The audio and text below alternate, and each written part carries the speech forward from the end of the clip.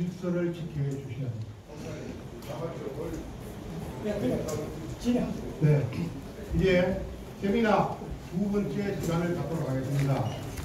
헌법 2편 정치 28조 6항의 법적인 해석과 장로교 대의 정치의 기본과의 관계라는 제목을 가지고 우리 소재열 박사님께서 해주시겠습니다. 우리 소재열 박사님은 교법 박사님이시고 한국교회법 연구소장이시고 리폼론 대표 뉴스십니다.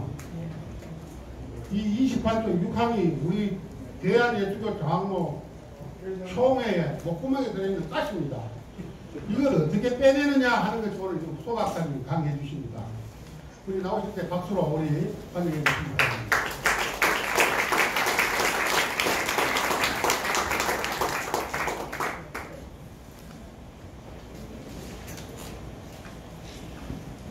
예, 저희 오늘 강의 제목은 좀 수정을 하겠습니다. 명성교회 임목사 청빙 관련 법리적 고찰이라는 주제로 25분 동안에 걸쳐서 발표하도록 하겠습니다. 오늘 저 강의는 세 가지 주제로 요약할 수 있다고 볼 수 있겠습니다. 먼저는 모든 총회 재판부의 판결이 근거가 되고 있는, 원칙의 근거가 되고 있는 정치편 제28조 제6항에 6항의 규정을 어떻게 해석할 것인가, 이 문제고요. 두 번째 문제는 제103회기 총회 재판국에서 특별 재심 사건으로 재판이 진행 중에 있는데 여기에 원피고의 당사자 적격은 어떻게 되고 있는가, 당사자 적격 여부에 대해서 설명을 드리고요. 세 번째는 현 제103회기 총회 재판국원의 적법성 여부입니다. 이 세 가지 주제를 가지고 설명을 드리도록 하겠습니다. 정치편 제28조 제6항에 관한 법리적 고찰인데요. 이 28조에 대한 그 문제를 2012년 11월 달에 제가 한국교계에서 최초로 문제를 제기했습니다. 통합 측에서 제기한 문제들도 나중에 이제 그 이후로 나왔습니다만은 정치편 28조 6항을 어떻게 해석하느냐에 따라서 총회 재판국의 판결의 판도가 달라지게 될 것이고요. 이 문제를 어떻게 해석할 것인지에 대한 문제는 앞으로 통합 측 교단의 뜨거운 감자가 되고 있습니다. 열거된 문헌에 대한 구체적인 해석의 문제가 쟁점이 되고 있는데 한마디로 요약해서 이렇게 제가 질문을 해보겠습니다. 28조 6항을 포괄적으로 해석할 것인가, 제한적으로 해석할 것인가, 이 질문에 대한 답변입니다. 이 질문에 대한 답변을 어떻게 하느냐에 따라서 명성교회 문제, 통합측 문제는 다 해결되리라고 봅니다. 여러분, 대한민국 헌법 제39조에 대한민국 국민은 국방의 의무를 진다. 이제 우리 대한민국 국민은 국방의 의무를 진다라는 규정이 있죠. 이 규정을 포괄적으로 해석할 것인가, 제한적으로 해석할 것인가, 이 문제를 살펴봄으로써 28조 6항으로 접근해 보려고 합니다. 자, 대한민국 헌법 제39조는요, 대한민국 국민은 국방 의무를 진다, 그렇게 되어 있지 않습니다. 그렇게 포괄적으로 규정되어 있지 않습니다. 법률에 제39는 대한민국 국민은 법률에 의하여 국방의 의무를 진다, 그렇게 제한적으로 규정되어 있습니다. 그러니까 대한민국 국민은 모두가 다 국방의 의무를 진다, 그 개념이 아니고 법률에 의하여 국방의 의무를 진다, 그 말은 이 법률은 이제 병역법입니다. 병역법 제3조에 보면은 대한민국 국민인 남성은 헌법과 이 법에서 정하는 바에 따라 병역의 의무를 성실히 수행하여야 한다. 여성은 지원에 의하여 현역 및 예비역으로 복무할 수 있다. 그러니까 대한민국 헌법 39조 국방의 의무는 포괄적으로 해석되지 않고 법률에 의하여 국방 의무를 진단했을 때 남자만이 병역법에서 남자로 제한해서 해석을 하게 됩니다. 그러니까 28조 6항을 딱 하나 규정해 놓고 그것을 포괄적으로 해석해 버리니까 이게 엄청난 혼란이 온 겁니다. 자, 28조 6항을 해석할 때는 예측이 가능해야 되고 통합적 교단 헌법에 일관성이 있어야 돼요. 28조 6항의 핵심은 이겁니다. 위임 목사, 담임 목사 청빙하는 데 있어서 제한 조건입니다. 이러이러한 경우는 청빙하면 안 된다. 그런 제한 조건입니다. 어떤 제한을 걸어놨느냐면은 사임과 사직하는 목사 안 되고요. 목사의 아들은 안 되고요. 아들로 표현하겠습니다. 사임과 사직하는 아들은 안 되고, 은퇴하는 이 목사, 담임 목사 아들은 안 되고, 시무 장로의 아들은 안 된다. 이게 전부입니다.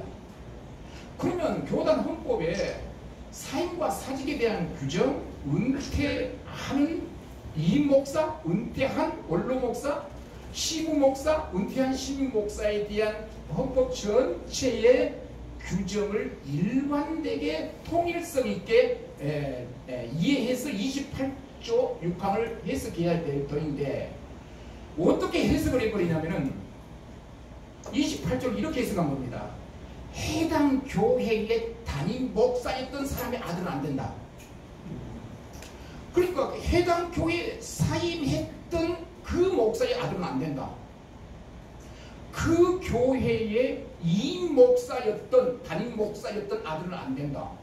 그렇게 해석해 버리니까 그 교회 담임했던 그 목사, 과거에 한 번이라도 담임했던 그 목사의 아들은 그 교회의 후임 목사가 될 수 없다는 규정으로 해석해 버린 겁니다. 포괄적으로 해석해 버린 겁니다. 그러니까 이 28조 6항은 자, 이런 경우에는 청빙이 가능하다는 이야기입니다. 첫째, 과거 해당 교회에서 사임 사직했던 이임 목사의 아들은 청빙 가능하고요. 이해가 되십니까? 그때는 고개 끄덕끄덕 해보십시오. 그냥 합동층 목사가 와서 얼마나 강하게 잘하나 째려고 앉아있는지 어딘가 보냐 그냥.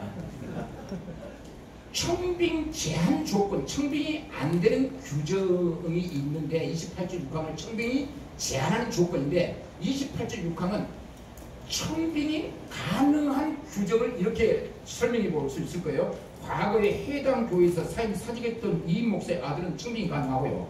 두 번째, 과거 해당 교회에서 은퇴한 담임 목사, 이임 목사 혹은 은퇴한 원로 목사, 은퇴 목사의 아들은 가능하고요. 세 번째, 과거 해당 교회에서 시무하다가 사임한 장로, 은퇴한 장로, 은퇴한 원로 장로의 아들은 가능하다는 거예요. 규정해 보시니까 딱 못을 박았어요. 시무 장로 아들은 안 된다. 그러면 시무 장로 아들만 안 되면 되는 거예요. 법을 그렇게 만들어 놓고 제한적으로 포괄적으로 해석하지 않고 제한적으로 해석할 수 있도록 법을 만들어 놓고 포괄적으로 해석해 버린 거예요. 그러니까 대한민국 헌법 39조는 대한민국 국민은 국방임무를 진다. 남자 여자 다 군대가 된다. 그렇게 고집하는 것과 똑같은 이야기를 하는 거예요. 이거 이해하기가 곤란하실 건데 이거. 제가 전라도입니다. 전라도. 이럴 때 우리 전라도에 있으면 어쩌을까 이게. 아니, 헌법을 만들기는 만들었습니다. 만들었으면 헌법대로 따라가야죠, 지교회가. 근데 이상하게 만들어놨어요. 제한적으로 적용할 수밖에 없는 규정으로 만들어놓고 포괄적으로 그 교회 담임 목사였던 아들 무조건 안 된다. 그러면 누가 된다는 겁니까? 그 교회 한 번도 담임 목사 경험이 없는 목사의 아들이 된다는 소리예요. 그러니까 시무 목사, 시무 장로의 아들은 안 된다 규정이 됐는데, 그러면 시무 장로님이 그럼 우리 아들 세우려고 사임하면 되는 거예요. 그냥. 규정이 그렇게 돼 있어요. 규정을 그렇게 해놓고 사임한 장로의 아들도 안 된다, 원로 장로의 아들도 안 된다, 그렇게 고집을 부리고 있는 거예요. 이건 어떻게 해석할 겁니까? 두 번째, 이거 많이 이야기할 수가 없습니다. 시간이 없어가지고. 두 번째 얘기합니다. 총회 재판국은요, 102회기 총회 재판국은 판결로서 확정이 됐습니다. 아멘. 이러냐면요, 우리 합동측은 총회 재판국이 판결하고 차기 총회에 보고하여 총회가 채용할 때 확정 판결됩니다. 그때 우리 통합측에서는 2007년도에 헌법을 전면 개정했습니다. 총회 재판국이 판결하는 그 시점으로부터 판결 효력이 있다. 아멘. 총회 보고와 상관없이. 아멘. 이것이 교단 헌법입니다. 총회는 교단 헌법을 따라야 합니다. 교단 헌법은 총회에 구속됩니다. 총회는 총회 규칙이 있고 노예는 노예 규칙이 있습니다. 대한예수교 장로회는 교단 헌법이 있습니다. 총회는 총회 규칙이 있어요. 그러니까 교단, 통합적 교단 헌법은 총회 헌법이 아닙니다. 장로회 헌법입니다. 그런데 여전히 교단 홈페이지는 총회 헌법이라는 거예요. 총회는 총회 규칙이 있어요. 총회는 장로회 헌법을 따라가야 됩니다. 결의가 헌법을 앞설 수가 없어요. 102회기 총회 재판국에서 판결로서 딱 확정을 때렸습니다. 28조 6항을 정확하게 해석했습니다. 그러면 103회기 총회 재판국에 안건이 지금 이제 들어와 있는데 103회기 특별 재심 명성교회 관련 103회기 특별 재심 판결 사건은 특별 재심이 가능해야 되는 근거, 먼저 첫째, 명백한 헌법 위반이 있어야 합니다. 102회기 총회 재판국이 판결로서 확정을 했는데 그 판결이 명백한 헌법을 위반한 사실이 인정돼야 합니다. 특별 재심이 가능해지려면. 이 어려운 용어를 지금 이해하고 계신 거죠? 두 번째, 명백한 헌법 시행 규정을 위반한 판결이었다고 한다면 102회기 총회 재판국이 명성교회 관련하여 판결을 때릴 때 명백한 헌법 시행 규정을 위반하였을 때, 그 다음에 헌법을 위반하였을 때 특별 재심이 가능해요.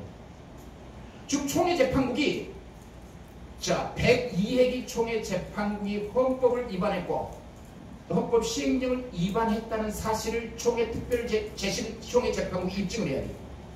제가 볼 때는 이건 입증할 수 없을 것 같아요.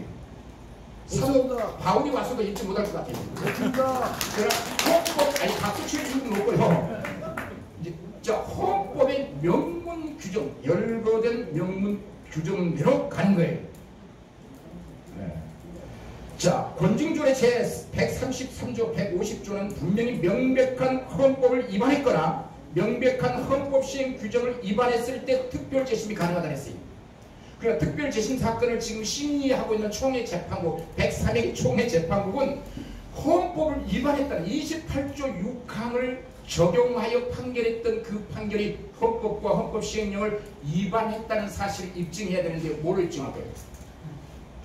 자, 그 두 번째 저희 강의입니다. 세 번째는 특별 재심의 원피고의 적격 여부입니다. 적격 여부. 원피고의 당사자 적격.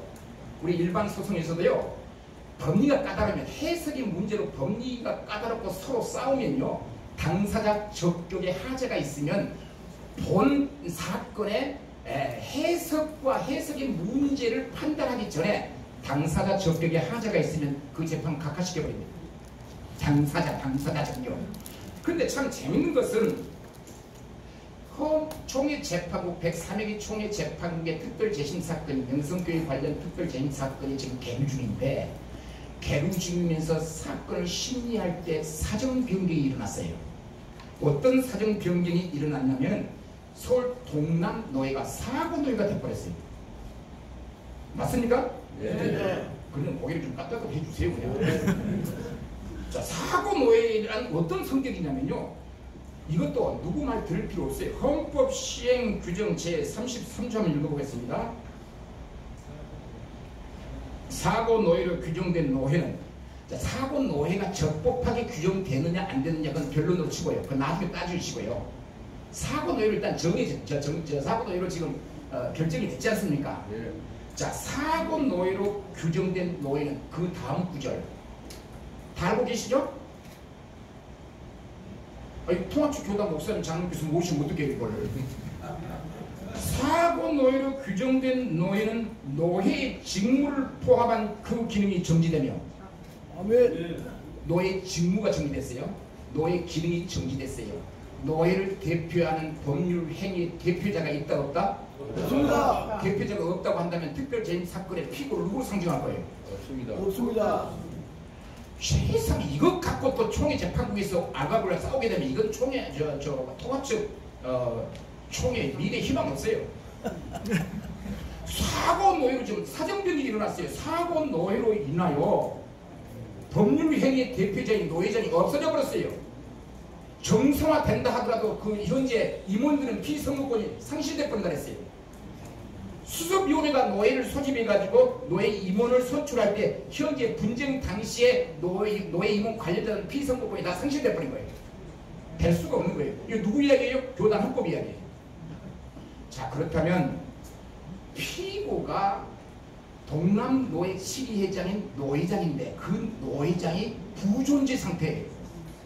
그러니까 법률행위의 대표자인 노회장이 부존재 없는 상태에서 그 피고를 시리회장을 상대로 특별재심 사건을 재판해야 되는데 누가 방어권을 가지고 원고를 대항하여 방어권을 가지고 누가 변론하겠습니까? 없어졌다니까요. 이게 총회 재판국이 이 사건을 심리하면 안 되고 기각도 아니고 그냥 성립이 안 된다 해가지고 뭐예요? 각하! 대통령님 말고 각하 그러고 지금 각하란 말은 성립이 안 된다. 재판이 성립이 안 된다. 재판을 심의해보니 원고가 이겼다 하고 피고가 이겼다, 원고가 졌다. 그럼 기각이라는 이제 용어를 쓰는데 각하란 말은 성립이 안 되는 거예요. 성립 안 된 재판을 가지고 총회 재판국이 어떻게 할 거예요? 이게 심각한 이 질문에 대한 답변이 없으면 앞으로 어려울 거예요. 세 번째 문제입니다. 지금 103회기 총회 재판국에 재판국원이 법률적으로 적법한가? 자, 총회 재판국은 적법한 절차에 의하여 상정된 재판 사건을 심리하여 판결합니다. 그런데 적법한 절차 여부를 확인하는 총회 재판국 구성 자체가 적법하지 않다고 한답니다. 불법으로 구성된 총회 재판국이 법을 판단한다. 대한민국 민주주의 국가에서 대한민국 대명천지에 그 용납이 되겠느냐고요. 그래서 재판국 구성은 철저하게 엄격해야 합니다. 불법을 판단해야 됩니다. 적법 절차의 하자를 판단해야 됩니다. 그런데 총회 재판국의 국원이 구성이 적법했느냐는 총회 결의로 확인한 것이 아니라 교단 헌법으로 확인한 거예요. 총회는 교단 헌법을 따라야 합니다. 총회는 교단 헌법대로 재판국원을 구성해야 합니다. 그래야 적법한 재판국 구성이 됩니다. 그런데 총회 재판국은 한 번 딱 임명이 되면 헌법으로 3년간 그 임기가 보장되어 있습니다. 헌법으로 보장된 권리입니다. 헌법적 권리입니다. 그런데 총회가 해임한 권증 재판을 통해서만 권증하도록 되어 있지 않습니까? 교단 헌법이. 권증 재판을 통하지 않고 재판 국원을 해임할 수 있다 없다? 미국으로 잘 아세요? 해임할 수 없는데 해임도 하지 않고 새로운 재판 국원을 임명해버렸어요. 이걸 법률적으로 개임에 대한 법률 위반. 개임. 자, 노예예요. 임시당의장을 파송할 때 기존에 임시당의장이 존재할 때는 임시당의장을 파송할 수 있습니까? 없습니까? 없죠. 파송하려면 종전에 임시당의장 뭐하고? 해임하고 나서 파송해야 되겠지 않습니까? 파송되지 않습니까? 이게 사랑의 교회 사건이었습니다. 사랑의 교회 오종현 목사님을 해임하고 당의장 임시 정지시키고 새로운 임시 당의장을 파송해서 그 임시 당의장의 법률 행위의 대표자로서 사랑의 교회의 중요한 안건을 결의하다 보니 법원에서 다 인정되어 버렸습니다. 그런데 만약에 사랑의 교회 오종현 목사님을 당의장을 임시 정지시키지 않고 새로운 임시 당회장을 파송했다고 한다면 그 임시 당회장은 그 교회 법률 행위의 대표자가 될 수 없다. 개임에 대한 법률 용어 그 위반했다고 해요. 요즘 근래에 개임에 대한 법원의 판결들이 지금 계속 나오고 있습니다. 그러니 통합적 총회 103회기 총회 재판국을 해임 정당하게 해임시키지도 않고 그냥 임명을 해버렸어요. 적법하다 적법하지 않다. 누가 그래 적법하지 않다고? 소질 목사가 그랬어요? 교단 헌법이 그렇게 말하고 있다는 거예요. 아니, 헌법을 따라야, 총회가 헌법을 따라야 됩니까? 따르지 말아야 합니까?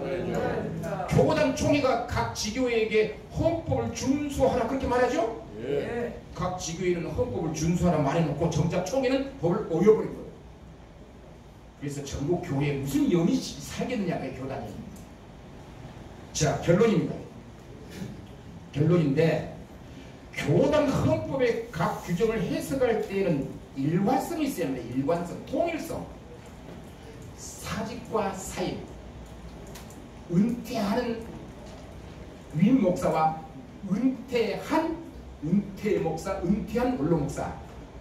교단 헌법이 자체 내부적으로 그런 용어 개념 정의를 다 해놓고 일관되게 쫙 규정되어 있습니다. 그럼 그 일관되게 통일성 있게 28조 6항을 해석하고 적용해야 되는데 포괄적으로 해석해 보니까 근데 대한민국 국민은 국방의 의무를 진다. 그러니까 여자들도 군대 가야 한다. 그렇게 주장한 거 똑같은 이야기를 해버렸다고요. 제안해서 해석해야 한다. 헌법에 법률에 의하여 국방의 의무를 진다 했으니까요. 그 법률이 뭐예요? 병역법에 남자만 군대 간다. 그렇게 제한되어 있습니다. 규정들이. 제한되어 있는 28조 6항을 포괄적으로 해석해가지고 그 교회 담임 목사였던 사람들은 무조건 안 돼. 어떤 분이 이렇게 말하더라고요. 통합적 총회가 지금 농리를 부르고 있다. 저 말이 아니에요. 어떤 분이 그렇게 말하더라고요. 저는 잘 모르겠어요. 이게. 정치 28조 제6항에 대한 해석 역시 교단 헌법의 전체적인 일괄적 통일성에 의해 해석되어져야 합니다. 예측 가능해야 합니다. 열거된 문헌을 다른 규정과 더불어 일관되게 해석하여 누구나 예측 가능할 정도로 적용에 아무 문제가 없어야 합니다. 그런 의미에서 사임하는 위임 목사의 아들은 청빙 대상에서 제외되었다고 한다는 규정, 은퇴하는 위임 목사의 아들은 청빙 대상에서 제외되었다는 규정을 해당 교회에서 사임한 목사, 은퇴한 목사, 즉 해당 교회에서 사역했던 목사의 아들은 청빙할 수 없다는 등 포괄적으로 해석하여 명성교회 위임 목사 청빙은 불법이라는 주장은 교단 헌법에 대한 자의적인 해석이라고 할 수 있습니다. 또한 총회 사법권인 총회 재판국이 교단 헌법에 따라 주입되지 않았다면, 재판국원이 교단 헌법의 절차에 따라 임명되지 않았다면 그런 재판국원이 재판할 경우 과연 그러한 판결을 전국교회에 기속시킬 수 있겠습니까? 여기에 교단 권위는 무너집니다. 100년 넘게 집행해온 교단 총회의 정체성을 유지 계승할 수 있겠느냐는 겁니다. 더구나 총회 재판국의 특별예심 사건에서 피고는 서울 동남로의 노회장인데 그 노회가 사고노회로 노회 법률행위 대표자가 없는 상태가 되어버렸습니다.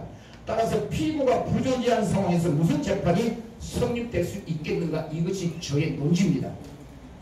자, 강의 내용을 원고를 다 작성해 달라고 해서 어제 부지런히 써가지고 와서 드리려고 했는데 이 강의 원고를 저희 한국교육법연구소의 홈페이지 전문을 올려놨습니다. 거기서 클릭해서 사용하면 될 것 같고, 오늘 저의 강의는 교단의 교리와 그 해석에 관한 문제가 아니라 교단 헌법에 규정된 문헌대로 해석해서 교회를 지키고 교회를 보호하는 일이 우리 총회 직무라 그렇게 생각됩니다. 마지막으로 한 말씀 드리고 강의를 마치게 된다면, 최근의 교단 헌법에서요, 최근의 그 법원에서요, 여러분 출석한 대로 소집된 공동회에서 과반수 찬성으로 정관을 변경할 수 있다라는 규정들을 갖고 있는 노예가 있죠. 교인들이 있죠. 예를 들어서 3,000명이 모이는데 3,000명의 재적교인인데 300명이 모여서 공동회에 거기서 과반수인 150명이 찬성으로 정관 변경이 되어버린 거예요. 정관 변경으로 교단 소속을 변경시켜버린 거예요. 3,000명 모인 교회 151명 찬성으로 교단 변경이 가능해져 버렸어요. 최근래 법원의 판결이 대법원에서 이번에 확정된 판례 범위입니다. 자, 그러면 개교회에서 정관에다가 정관 변경은 출석해, 재적교인이 아닙니다. 출석해온 과반수로 정관을 변경한다라는 정관을 두고 있다가, 아니 교단에서 나를 면직시키려고 해요? 그러면 뭐합니까? 공동을 내려서 어떻게 해요? 출석한 대로 소집된 공동에서 끝내버린 거예요. 그래서 요즘은요, 과거처럼 총회나 노회가 갑질하는 시대는 지났습니다. 우리 교회 정관에다가 노회 교단을 상대로 행정보류, 행정유보할 수 있다. 누가? 그럼 당에다 이임한다. 교단의 행정보류를, 유보를 당에다가 이임한다. 교회 정관을 만들어버리면. 당에서 노예 교단 행정보류한다 결의해버리면 노예나 총에서 그 교회 개입 못하게 돼 있어요. 최근래에 법원의 판결들을 주시하게 되면은 이제 한국교회는 더 이상 교단과 노예가 개교회를 갑질하는 시대는 지났다. 그래서 모두가 섬기는 마음 도와주고 협동하고 교감하고 소통하고 어떻게든지 하나님의 몸된 교회가 바르게 세워져 가려고 하는 그런 노력을 하지 않으면 한국교회는 앞으로 희망 없습니다. 그래서 무조건 뭐 용서받지 못한 죄가 뭡니까? 용서받지 못한 죄? 성령 해방죄라 말하지 마시고 뭐 개심죄라고요? 개심죄 걸리면 무조건 막 그냥 개교를 막 많은 사랑이시고 처리하는 그런 시대이지.